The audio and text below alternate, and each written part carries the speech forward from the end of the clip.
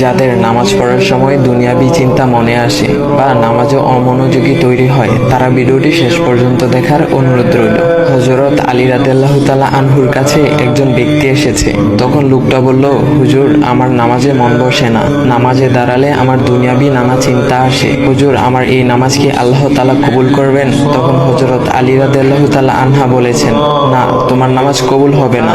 তখন লোকটা মনে অনেক কষ্ট নিয়ে চলে যাচ্ছেন। এমন সময় রাসূল সাল্লাল্লাহু আলাইহি ওয়াসাল্লাম এসে হযরত আলী রাদিয়াল্লাহু তাআলা আনহুকে জিজ্ঞাসা করলেন, ইয়া আলী, আপনার কাছে লোকটা কেন এসেছিল? এসে দেখি মন খারাপ করে চলে গেল। কেন, কি হয়েছে আমাকে বলুন। তখন আলী রাদিয়াল্লাহু তাআলা আনহু বলেন, তিনি আমার কাছে জানতে এসেছেন যে নামাজে দুনিয়াবি চিন্তা আসলে নামাজ হবে কিনা। আমি বলেছি, না, তোমার নামাজ কবুল হবে না।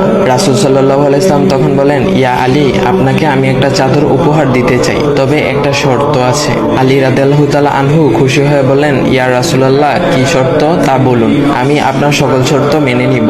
বুঝতেই তো পারছেন রাসূল সাল্লাল্লাহু আলাইহি ওয়াসাল্লামের চাদর বলে কথা। তখন রাসূল সাল্লাল্লাহু আলাইহি ওয়াসাল্লাম বললেন, ইয়া আলী, আপনি যদি এই মুহূর্তে 2 রাকাত নামাজ একনিষ্ঠভাবে পড়তে পারেন দুনিয়াবি সকল চিন্তা দূর করে, তাহলে আমি আপনাকে সেই চাদরটি উপহার দেব।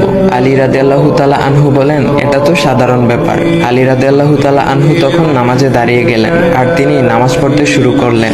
এমন সময় তার মনের মধ্যে শুধু ভাবনা চিন্তা আসতে শুরু করলো, আচ্ছা, আমাকে যে রাসূল সাল্লাল্লাহু আলাইহি ওয়াসাল্লাম যে চাদরটা দিবেন সেটা কি ফাতিমার চাদর নাকি রাসূল সাল্লাল্লাহু আলাইহি ওয়াসাল্লামের? আচ্ছা, চাদরখানা দেখতে কেমন হবে?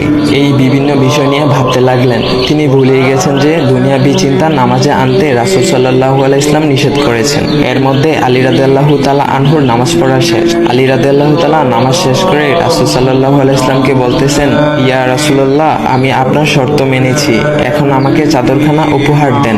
রাসূল সাল্লাল্লাহু আলাইহি ওয়াসাল্লাম বলেন, ইয়া আলী, আপনি কি একনিষ্ঠভাবে দুনিয়াবি চিন্তা মুক্ত ছাড়া 2 রাকাত নামাজ পড়েছেন? তখন আলী রাদিয়াল্লাহু তাআলা আনহা মুচকি হেসে বললেন, না ইয়া রাসূলুল্লাহ, আমি আপনার চাদর নিয়ে অনেক কিছুই ভেবেছি। তখন রাসূল সাল্লাল্লাহু আলাইহি ওয়াসাল্লাম বলেন, ইয়া আলী, নামাজ তোমারও হয়েছে, আর তুমি যাকে নামাজ হবে না বলে ফতোয়া দিয়েছো তার নামাজও আল্লাহ তাআলা কবুল করে নিয়েছেন।